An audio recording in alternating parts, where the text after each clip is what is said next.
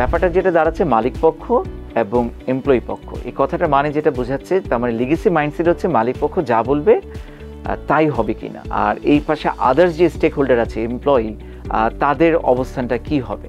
তো আমাদের এখানে যেটা হয়, এই লিগেসি ওনার মাইন্ডশিপের যে ব্যত্যয়টা ঘটে, এটা ফার্স্ট জেনারেশন এবং সেকেন্ড জেনারেশন ম্যানেজমেন্ট ট্রানজিশনে খুব বেশি ব্যত্যয়টা দেখা যায়।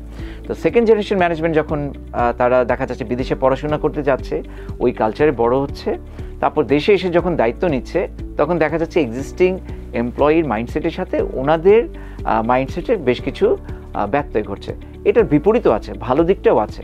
আমি যেটা বলতে চাচ্ছি যে লিগেসি মাইন্ডসেট নিয়ে যদি কেউ আমি যা বলবো তাই হবে, ডিসিশন মেকিংয়ে এমপ্লয়ীদেরকে আমরা ইনক্লুড করব না, যেটাকে এখন আমরা যেটা ইনক্লুসিভ লিডারশিপ নিয়ে আমরা অনেক আলোচনা করছি, সেই ইনক্লুসিভ লিডারশিপের এসেন্সটাকে আমরা নিব না, সেক্ষেত্রে কিন্তু দেখা যাচ্ছে যে ইন্ডাস্ট্রি ডেভেলপমেন্টের ক্ষেত্রে এটা একটা বিশাল একটা অন্তরায় হয়ে দাঁড়াবে।